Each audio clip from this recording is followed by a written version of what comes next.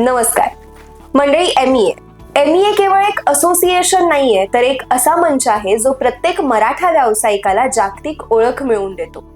आणि त्याच पार्श्वभूमीवर एमईए यावर्षी इंटरनॅशनल बिझनेस एक्स्पोचे आयोजन करत आहे.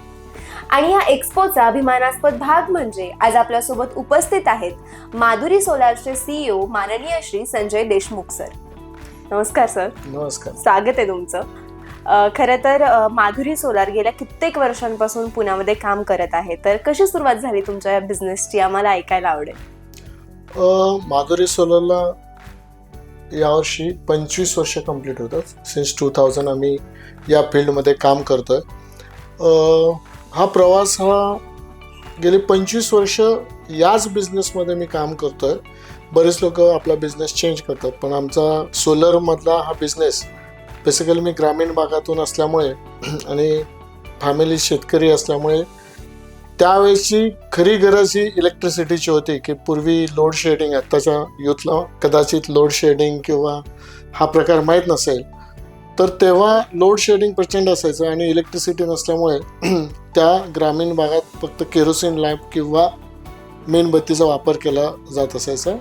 तर तेव्हा मी स्वतः इलेक्ट्रॉनिक इंजिनियर असल्यामुळे या प्रोडक्टविषयी मला थोडीशी उत्सुकता होते. आणि मग त्यानंतर आम्ही हा सोलर प्रोडक्ट डिझाईन करून सोलर प्रोडक्टमध्ये तेव्हापासून आजपर्यंत आम्ही सोलरमध्ये जाऊन आणि फोटोवोल्टिकमध्येच काम करत आहे, की ज्यामुळे लाईटची निर्मिती होते. माधुरी सोलर हा आज सोलरमधल्या ज्या ॲडव्हान्स टेक्नॉलॉजी ज्या आहेत, हे सोलर पंप्स घ्या, रिमोटली मॉनिटरिंग कंट्रोल्स आहे, याचं स्वतः मॅन्युफॅक्चरिंग करते. आमची फॅक्टरी शिंदेवाडीमध्ये आहे आणि माझं ऑफिस हे सिंहगड रोडला राजाराम ब्रिजच्या जवळ आहे. आणि अजून एका नवीन वास्तूमध्ये आम्ही कॉर्पोरेट ऑफिस आमचं नवीनच आता सिटी प्राईडच्या समोर GBBला आम्ही आता नेक्स्ट मंथमध्येच आम्ही शिफ्ट होत आहोत.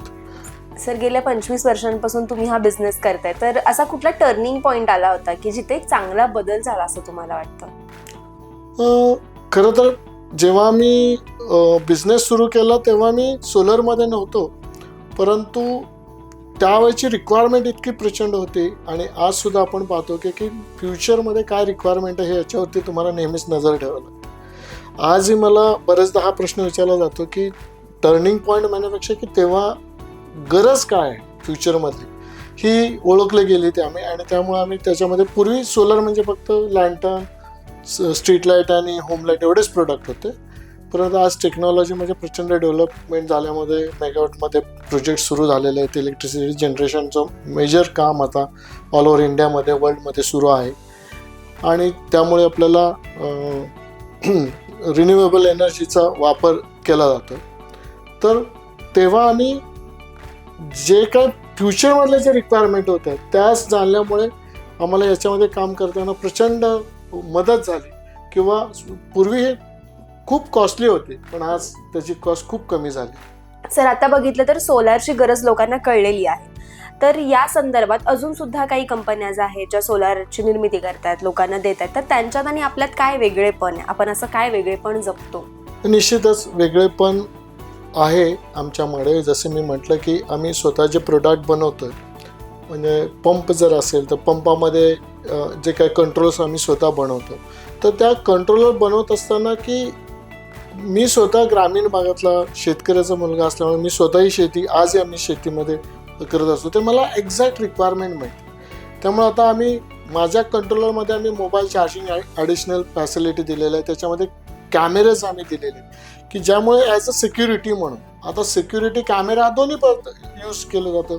आज जे काही शेतामध्ये जे जनावर पिकाचे नासधूस करतात त्यांच्यासाठी सुद्धा अलर्ट मिळतो तुम्हाला. आज जर कोणी चोरी करायला आलं किंवा डॅमेज करायला आलं तर त्याची माहिती मिळते. किंवा 2 वे कम्युनिकेशनसुद्धा होतं की तुम्ही घरी बसूनसुद्धा शेतामध्ये कोण असेल त्यांच्याशी बोलू शकता. अशा वेगवेगळ्या गोष्टी आहेत की ज्या आम्ही दिलेल्या. पूर्वी जेव्हा आम्ही लँटर्न बनवत होतो तेव्हासुद्धा एक रेड अँड व्हाईट नावाची ऑफर होती जी प्रचंड पॉप्युलर झालेली होती, ज्यामध्ये आम्ही 2 लँटर्न आणि 1 टॉर्च देत होतो. कारण पूर्वी शेतामध्ये जाण्यासाठी घरातील एका मेन माणसाकडे एक ते टॉर्च असायची, मुलांना स्टडी करण्यासाठी एक लॅम्प आणि घरी आईने स्वयंपाक करताना एक लँटर्न, हा कन्सेप्ट आम्ही आणला होता आणि तो प्रचंड पॉप्युलर झाला. त्यामुळं बेसिक गरज काय कस्टमरची आज आम्हाला माहिती आहे. त्यामुळे आमचे प्रोडक्ट जे काही लोक बेनिफिशरी आहेत ते त्याला प्राधान्य देतात. खरंच खूप छान संकल्पना आहे सर. आणि तुम्ही MEAच्या इंटरनॅशनल बिझनेस एक्सपोमध्ये सुद्धा सहभाग घेतलाय, तर त्या एक्सपोची काय इम्प्रेसिव्ह गोष्ट तुम्हाला वाटते? खरं तर मी या एक्सपोला धन्यवाद देईन की असं मराठा लोकांना बेसिकली प्रायोरिटी दिली जाते. याच्यामध्ये एक होईल की कोण कोण लोक आपल्या या बिझनेसमध्ये आहेत त्यांची तर ओळख 100% होईल.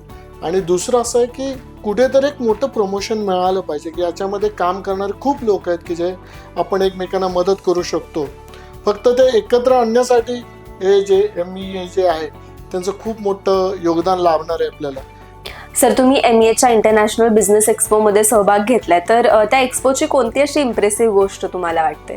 मी परत सांगेन की मी धन्यवाद देईन MEAला की त्यांनी अशा प्रकारचं एक इंटरनॅशनल लेवलचं पहिलं एक्झिबिशन आणि तेही पुण्यामध्ये केलेलं आहे. पुणेचं सेंटर हे महाराष्ट्रामध्ये पुणेचं हब बेसिकली बिझनेसमध्ये मानलं जातं. तर यामध्ये मराठा जे लोक बिझनेसमध्ये कित्येक वर्ष काम करतात परंतु फक्त कम्युनिकेशन होत नसल्यामुळे एकत्र येत नसल्यामुळे आपल्याला हे माहीत नाही. तर या वेगवेगळे एंटरप्रेनर आता आपल्याला भेटणार आहेत. नवीन आपल्याला स्कीम्स आपल्याला समजणार आहेत. आणि दुसरं असं की आपल्या आजूबाजूलाच जी लोक बिझनेस करतात जे आपल्याला माहीत नाही याचा मात्र फार मोठा फायदा हा या एक्झिबिशनमुळे होणार.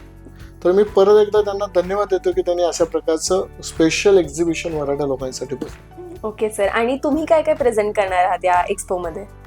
ॲक्च्युली मला या एक्सपोमध्ये जी नवीन टेक्नॉलॉजी आता येऊ घातलेली जी रिक्वायरमेंट आहे तर त्याच्यामधले लाईव्ह डेमॉन्स्ट्रेशन आम्ही तिथे एनर्जी स्टोरेज सिस्टमचं ठेवणार आहोत की ज्यामध्ये आता डे टाईमला तर तुम्हाला सूर्याची एनर्जी मिळते त्याच्यावर जनरेशन मिळतं ते युटिलाइज होतं.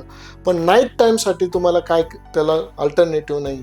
तर त्यामुळे बऱ्याचशाच गव्हर्नमेंटच्या पॉलिसी चेंज होत चाललेल्या आहे. त्यामुळे तुम्हाला आता नवीन ज्या काही टेक्नॉलॉजी आहे ती एनर्जी स्टोरेज सिस्टम आहे की ज्याच्यामध्ये लिथियम आयन बॅटरीचा वापर केला जातो. आता जे काही जेनसेट्स वगैरे आहेत यांना डिझेल किंवा जे काही पोल्युशन होतं हे टोटल बंद होईल. आणि नवीन एनर्जी स्टोरेज लिमिटेड स्पेसमध्ये या एनर्जी स्टोरेज कसं केलं जातं याचं मी एक लाईव्ह डेमॉन्स्ट्रेशन तिथे ठेवणार आहे. ज्यामुळे तुम्हाला नवीन टेक्नॉलॉजी आणि नवीन पद्धतीचा वापर की ज्याला 20-20 वर्षाची वॉरंटी आहे अशा तुम्हाला तिथं पाहायला मिळते. सर, MEAच्या इंटरनॅशनल बिझनेस एक्सपोमध्ये तुम्ही तर भाग घेतलाच आहात, तर इतरांना तुम्ही काय सांगाल? मी धन्यवाद देईन MEA इंटरनॅशनल बिझनेस एक्सपोला. सर्वांना रिक्वेस्ट करेन की पूर्ण फॅमिलीनी व्हिजिट करा.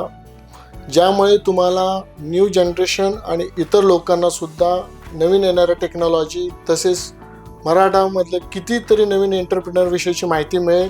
आणि आमच्या B6869ला आवर्जून भेट द्या ज्यामुळे तुम्हाला गव्हर्नमेंट विषयीची व नवीन येणाऱ्या टेक्नॉलॉजी सोलरमधलीची पूर्ण माहिती मिळेल.